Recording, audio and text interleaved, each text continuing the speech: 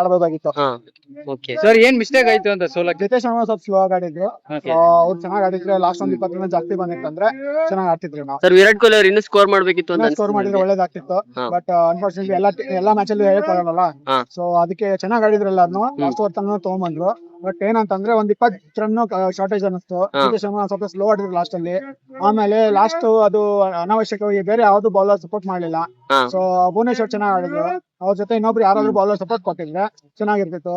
ಆಮೇಲೆ ಅಜರುಲ್ ಅವರು wicket less ಹೋಗಿದ್ರು ಇವತ್ತು. ಸೊ ಹಂಗಾಗಿ ಯಾರಾದ್ರೂ ಇನ್ನೊಬ್ರು ಬೌಲರ್ ಅವ್ರಿಗೆ ಸಪೋರ್ಟ್ ಮಾಡಿದ್ರೆ ಇವರು ಪಾಂಡೆ ಅವ್ರು ಚೆನ್ನಾಗಿ ಹಾಕಿದ್ರು. ಕೃಣಾಲ್ ಪಾಂಡೆ ಸರ್ ಮ್ಯಾಚ್ ತುಂಬಾ ಕ್ಯೂರಿಯಾಸಿಟಿ ಆಗಿತ್ತಲ್ಲ? ಕ್ಯೂರಿಯಾಸಿಟಿ ಇತ್ತು. ಆಮೇಲೆ ಲಾಸ್ಟ್ ಓವರ್ ತನೂ ತಗೊಂಡು ಹೋದ್ರು.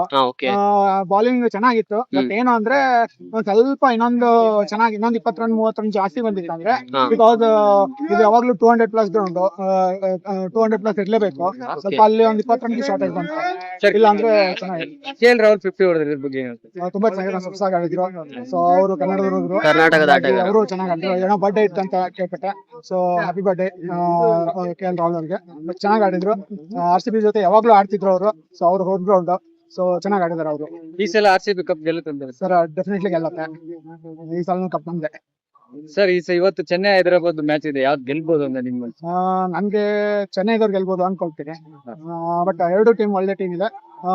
ಹೈದರಾಬಾದ್ ಆಕ್ಚುಲಿ ಬ್ಯಾಟಿಂಗ್ ಇದೆ. ಚೆನ್ನೈದವರು ಬರ್ತಾ ಇದಾರೆ, ಚೆನ್ನಾಗಿ ಆಡ್ತಾ ಇದಾರೆ. ಒಂದು ಲಾಸ್ಟ್ 3 ಗೇಮ್ಸ್ ಅಲ್ಲಿ ಚೆನ್ನಾಗಿ ಆಡ್ತಾ ಇದಾರೆ. So hope Chennai will. Sir Dhoni sir ಬಗ್ಗೆ ನಿಮ್ಗಿರೋ ಒಪಿನಿಯನ್ ಏನು? ಧೋನಿ ಸರ್ ಅವರು ಒಂದ್ ಸ್ವಲ್ಪ ಒಳ್ಳೆ ಲೀಡರ್. ಅವ್ರು ಆಡ್ಬೋದು ಅಂತ ನಾನು ಇವತ್ತು ಹೋಪ್ ಇಟ್ಕೊಂಡಿದ್ದೀನಿ. ಆಡಿದ್ರೆ ಒಳ್ಳೇದು. C him in the ground. So ಆಡಿದ್ರೆ ಚೆನ್ನಾಗಿರುತ್ತೆ. ನಮಗೂ ನೋಡಕ್ಕೆ ಚೆನ್ನಾಗಿರುತ್ತೆ ಅವ್ರ ಕ್ರಿಕೆಟ್ ಆಡಕ್ಕೆ. ಸೊ ಏನಾಗತ್ತೆ ನೋಡ್ಬೇಕು. Thank you sir. Thank you.